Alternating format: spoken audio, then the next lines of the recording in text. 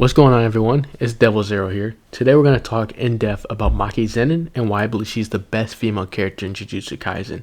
But here's a spoiler warning for other chapter 150 of the manga. Before we get started, if you guys enjoyed this video and if you're interested in more videos on Jujutsu Kaisen, make sure to subscribe and turn on the bell for notifications. Now let's get back to the video. Now before we get into Maki, I know some of you may be thinking, what about Nobara? Don't worry, my friends, there's no Nobara slander here. I love her character and she's definitely left an impact on the landscape for female protagonists in modern shonen. I think personally though that Maki's journey is better narratively and emotionally. But remember, Nobara will be back soon and could easily take back the #1 spot. As for Maki herself, Gege Akutami has given her one of the best stories in the series so far. From the very beginning of the series, Maki has been one of the more interesting characters, with her superhuman strength comparable to that of Yuji, her use of cursed tools, and her relationship with her family. So let me start to explain her journey so far. Maki's introduction to the series brought in the concept of the heavenly restriction, where to make it simple, someone has something belonging to them sacrificed at birth to imbue them with higher abilities. For Maki, this meant that she was born with very little cursed energy, but made her significantly stronger physically than normal humans and sorcerers alike. Another example of this is Mekamaru, aka Kokichi Muda, who becomes so powerful he can range his robots over the course of Japan itself. Another example of this, and someone Maki parallels very well to, is the GOAT himself, Toji Fushiguro, the father of Megami, someone so strong he was able to defeat Gojo. Now keep this in mind, as he had all of his cursed energy taken away. Because of her heavenly restriction, Maki is put in an unfair situation with the rest of the Zenin clan, as they value cursed techniques above all else, making them look down upon her and her twin sister Mai, including preventing her promotion from going above a grade 4 Jujutsu sorcerer. Even though Maki in her own right is capable of taking on first grade and even some special grade cursed spirits while living to see another day, this including cursed spirits like Hanami and Dagon. This, alongside with the misogyny on display by members of the family like Naoya, leads her to leave the clan. Gege Akutami is showing us, the readers, how hard it is for women, compared to men, to be successful in the Jujutsu world, and how they must work a lot harder and evolve faster to keep up.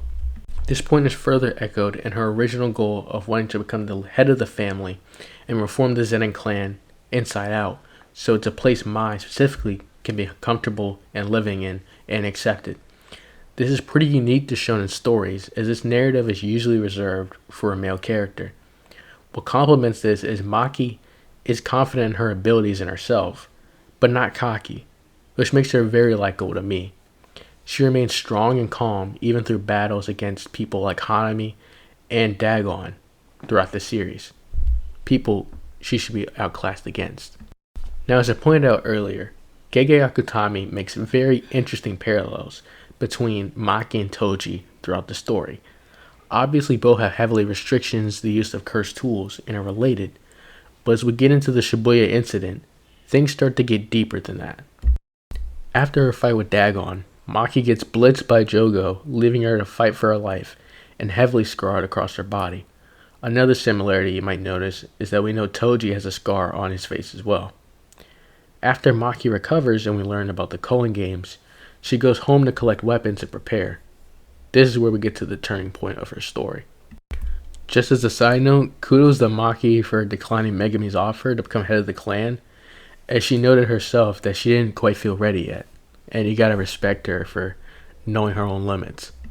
While Maki is visiting her old home, we see she meets Naoya, and with this moment we start to get insight into how she was bullied by him as a child, and the sexist and quite slimy views he holds towards her and Mai. Now we reach the climax of Maki's story. Here we see her confront her father Ogi, and we see he has already mortally wounded Mai, and he proceeds to absolutely decimate Maki, leaving both of his children to die in a pit that quite seems similar to where the clan used to send Toji in his youth to punish him. Here we get one of the most emotional moments in the series so far. Mai, who has held resentment towards Maki since the beginning of the series for not staying together in the clan, uses the last of her life to sever the bond between the twins. It's the one thing holding both of them back.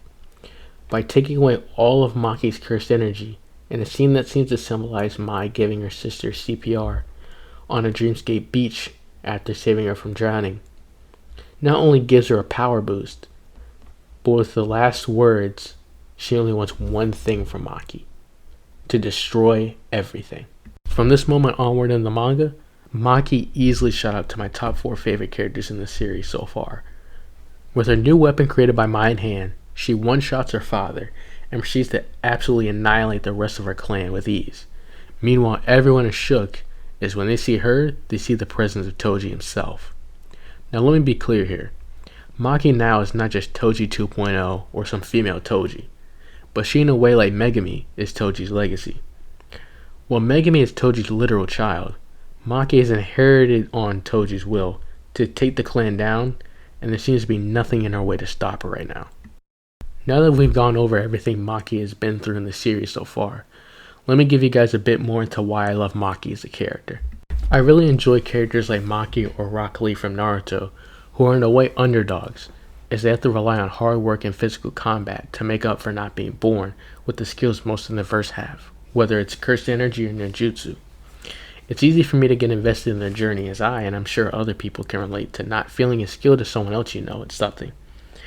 Maki's turn was another huge thing for me, as seeing someone who, while being no nonsense, but is a really kind person, looking to reform their family, to instead turn into a Kill Bill level outlook of destroying absolutely everything in their family's name, was kind of cathartic.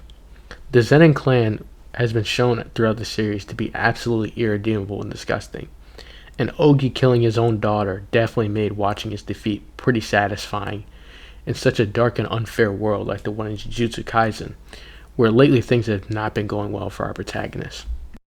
So, there you have it, guys.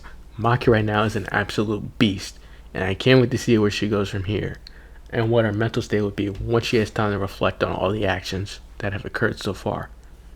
Tell me your thoughts on Maki down below, and whether or not she is your favorite character, and if not, who is?